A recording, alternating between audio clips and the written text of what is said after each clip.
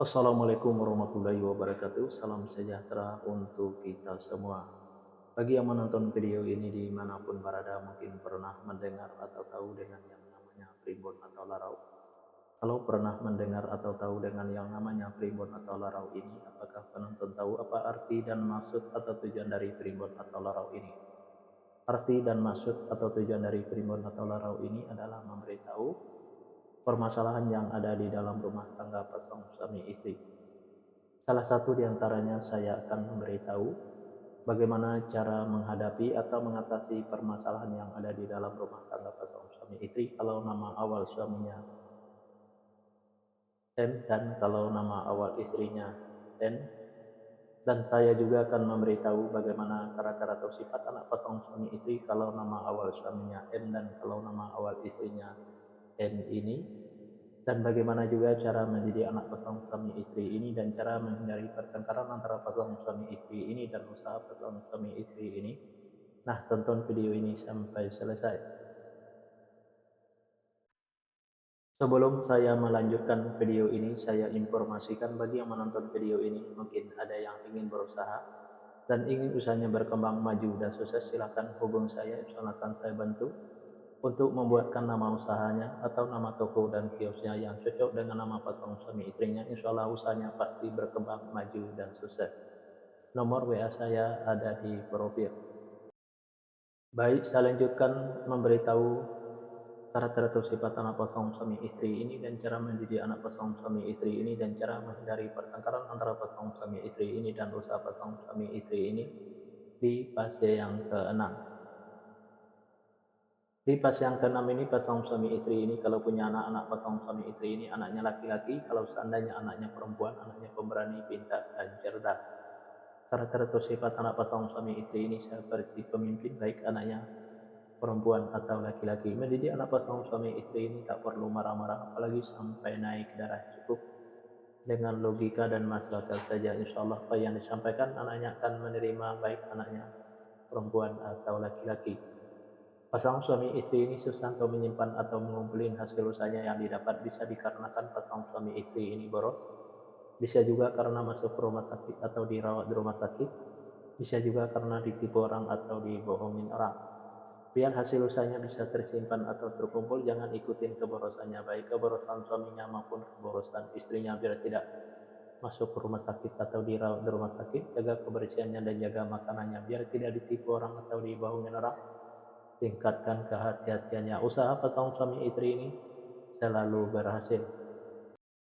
Fase yang ketujuh, pasangan suami istri ini kalau punya anak-anak pasangan suami istri ini anaknya laki-laki, kalau seandainya anaknya perempuan, anaknya pemberani, pintar, dan cerdas. Karakter atau sifat anak pasangan suami istri ini seperti pemimpin, baik anaknya perempuan atau laki-laki. Mendidik anak pasangan suami istri ini tak perlu marah-marah, apalagi sampai naik darah, cukup dengan logika dan masuk akal saja. Insya Allah apa yang disampaikan anaknya akan menerima, baik anaknya perempuan atau laki-laki.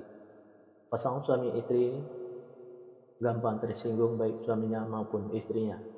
Untuk menghindari pertengkaran antara pasangan suami istri ini, kalau suaminya lagi marah-marah jangan diladeni, dan kalau lagi emosi jangan ikutin emosinya, dan kalau istrinya juga lagi marah-marah jangan diladeni, dan kalau lagi emosi jangan ikutin emosinya.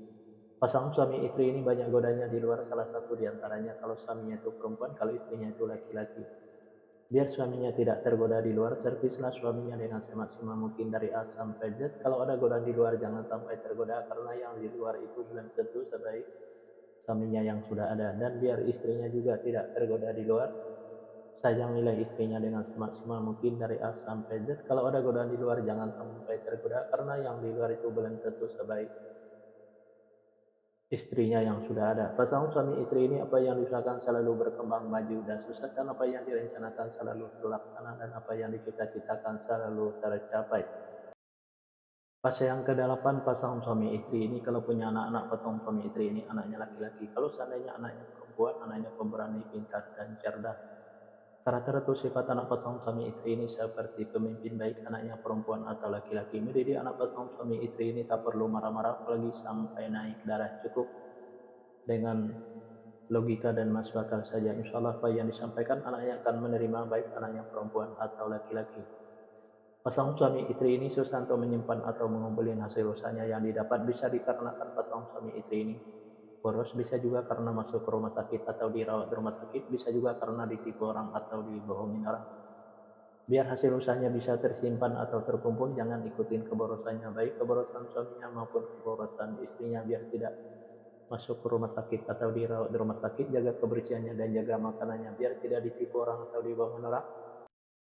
Tingkatkan kehati-hatiannya. Usaha pasangan suami istri ini selalu berhasil. Fase yang ke-9, pasangan suami istri ini kalau punya anak-anak, pasangan suami istri ini anaknya perempuan. Kalau seandainya anaknya laki-laki, anaknya gampang tersinggung, sensitif, dan manja. Karakter atau sifat anak pasangan suami istri ini penyantun dan penyayang, baik anaknya laki-laki atau perempuan.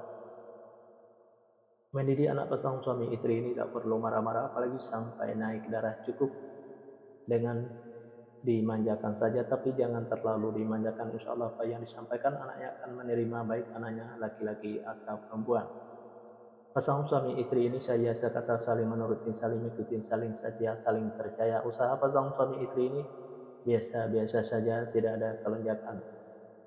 Di episode yang kedua ini atau episode yang terakhir ini, yang menonton video ini mungkin ada yang ingin tahu karakter atau sifat anak pasangan suami istri dan cara mendidik anak pasangan suami istri dan cara menghindari pertengkaran antara pasangan suami istri dan usaha pasangan suami istri kalau nama awal suaminya N dan kalau nama awal istrinya L.